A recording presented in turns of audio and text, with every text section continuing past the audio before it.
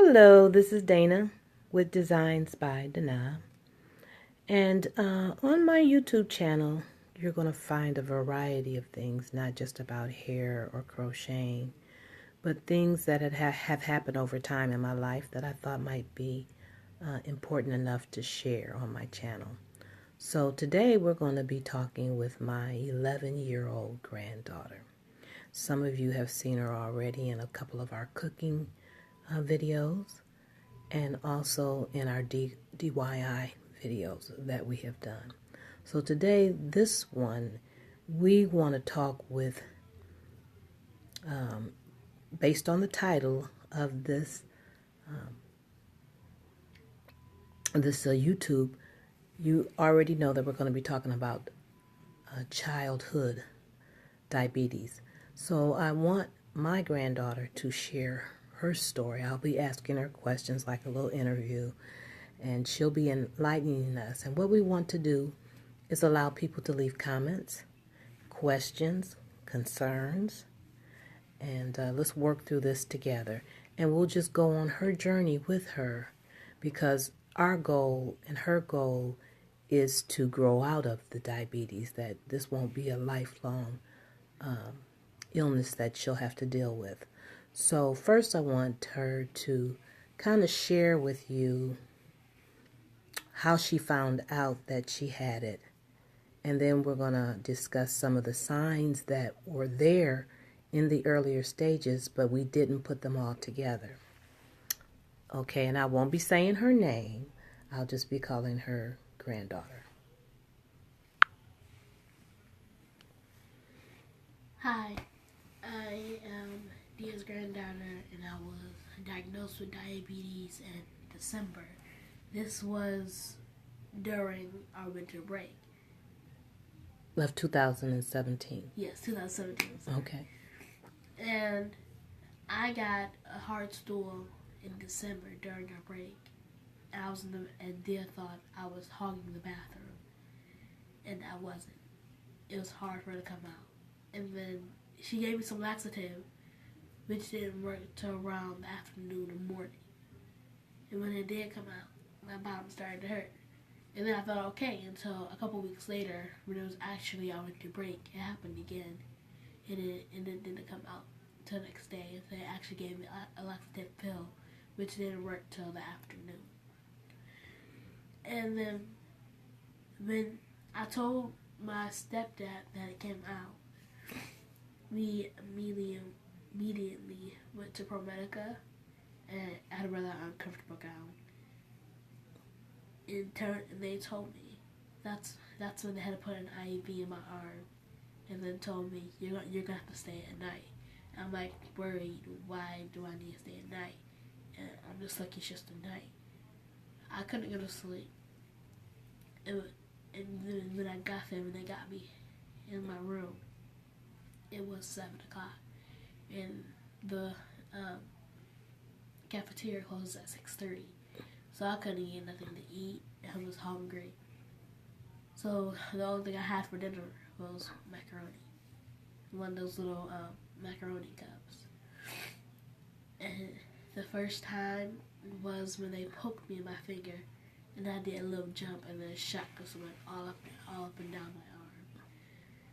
And that's how they had to check my blood sugar. And then I ended up staying another night. I ended up staying about. Do you remember what your blood sugar was the first night that they checked you? It was in the 300s. It was in the 300s, which wasn't good. But luckily they caught it, just in time before it actually went higher and higher.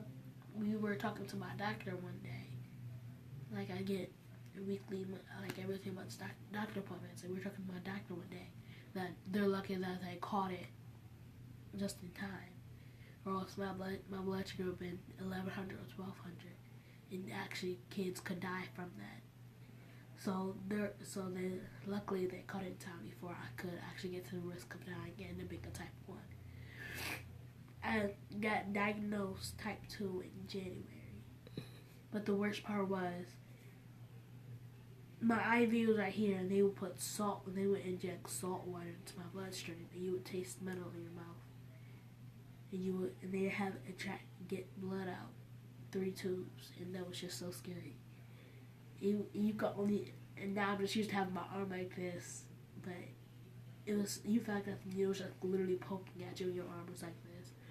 I couldn't stand it. So one day, I had my dad stay the night with me, and I was lucky to have him too, because they had this long needle that they put in my arm to actually get blood, but not from the IV, but from my actual arm. And that hurt so much. It's like I couldn't stand it. And then I had my mom learn my crochet. And that's something that got me out of, just zoned me out of the hospital. Just took me back home. Mm. My mom bring all this stuff for me to do and toys, because the doctors or nurses didn't really give me nothing except a coloring book, a book, and some crayons. And that was just so boring.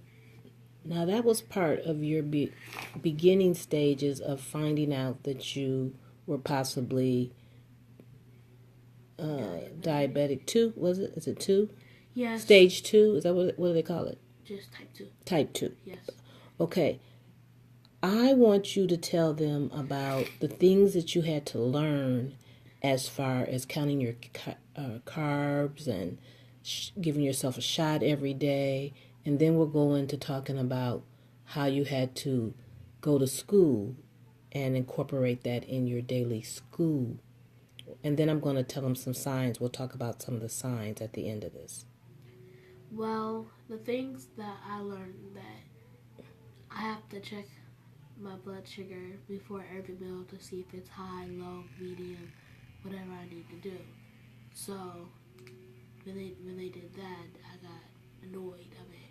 Like me poking myself every day. And that was just a sign that I couldn't do. And that sign just poking me with, they had levels 1 through 5. 5 is like adult, like 1 is baby. And what I learned was, if you do your size of your fingers, you won't feel that. But carb count is, I'm on limits. In the morning is 60, lunch is 75, and my dinner is 75. I can't go over that limit because I don't know if it could happen. I've never went over that limit. Is there anything you can't eat? No, there's nothing that I can't eat. What are your free foods? Under 15 grams. Like you have some foods that have no carb count, right? Yes, like meat. I can have, I used to have a little meat stick and some cheese, which actually would work great together. Meat has no carbs, so I'm allowed to have a little beef stick or something.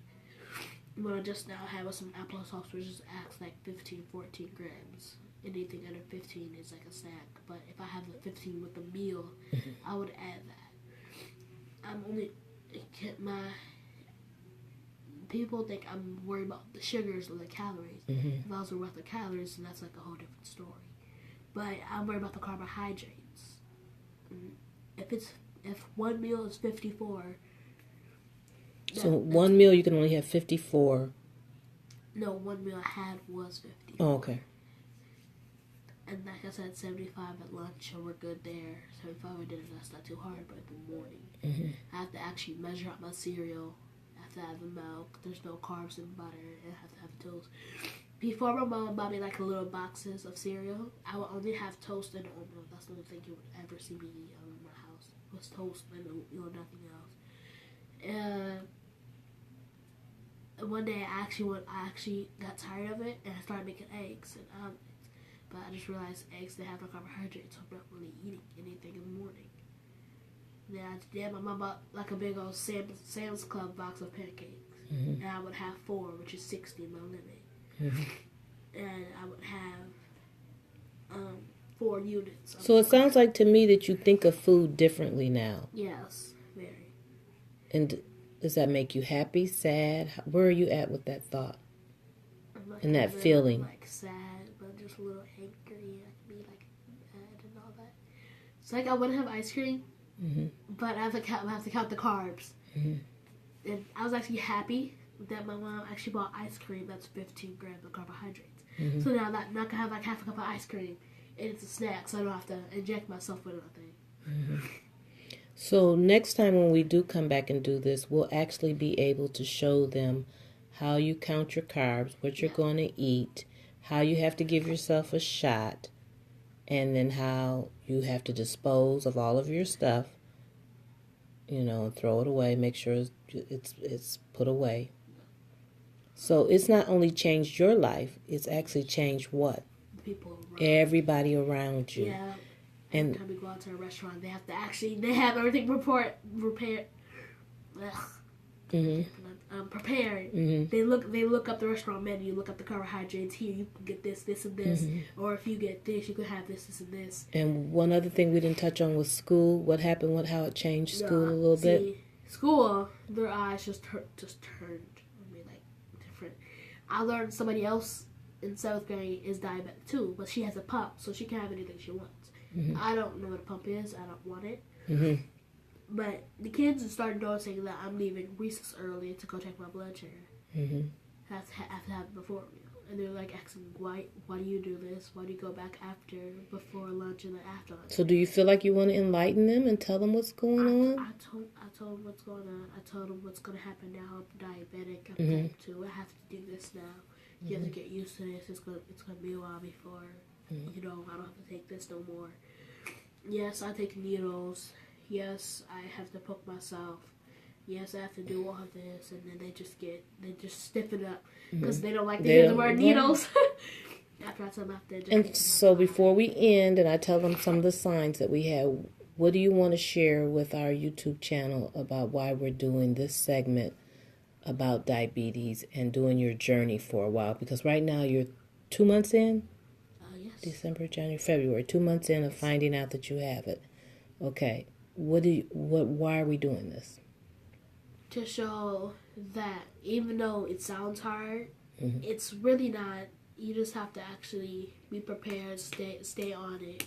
You can't have like a snack. You can't have like sweets in between. You still get to have candy, ice cream. Nothing changes. It's just the people around you change. In the way you intake it. Yeah, and just the way you are. Mm-hmm. Okay, well, what I want to do is share with you some of the signs that at first, this is one of them. Everybody doesn't have it, I guess, but the majority of people that you see, this is one of the earlier signs, is the back of their neck is dark. And you might, as a mother or grandmother or aunt or somebody, say, you need to go wash your neck. I can speak from experience because my daughter that's 23 now, she was probably about 15 or 16, and I was fussing at her about washing her neck. And she was like, Mom, I washed my neck. So the next time I seen it, maybe some days went by and I noticed again. So I'm going to scrub her neck. So just chastising her. And the next thing I noticed was this one I found out. Oops, we went back to Alyssa. The next thing I found out was that was a sign of about diabetes. And so one of the signs with my granddaughter was the first one. And I mentioned to her mom and dad to have it checked out. And then after that, maybe some months went by, and I noticed that she was losing weight. Now, I see her every week, so it's not like I didn't see her. A month would go by before I would see her. So I noticed she was losing weight. But at the same time, I noticed that she was drinking a lot of water. She was actually carrying a little thermos water bottle with her every time she came over. So I was associating with, oh, well, she's, being on top of her weight and trying to lose weight and drinking more water. And then I start seeing the tiredness. Then I start noticing that eating, like every morning when we get up and I would cook breakfast, I'd say, what would you like? And she says, Dia, I don't want anything to eat. I'm not hungry. I'll get something later. So that was another sign. So it was the lost weight, the hard stool, the darkness at the back of her neck, the thirstiness, and all of those together. So when they did the test and everything, they found out that for 3 months, she had been walking around with over 300 blood levels not being checked.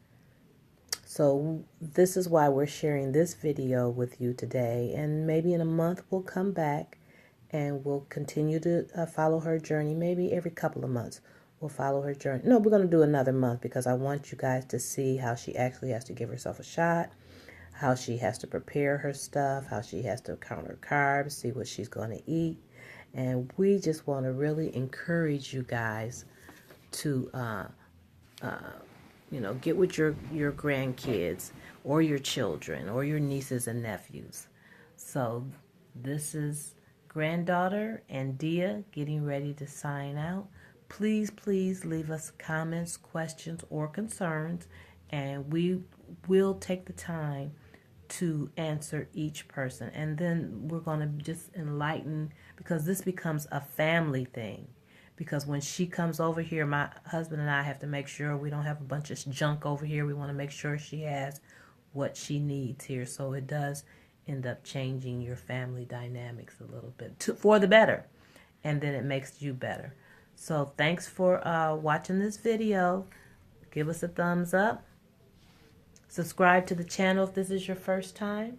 Share this information. And we'll see you on the next video. And as always, be blessed because you're blessed by the best.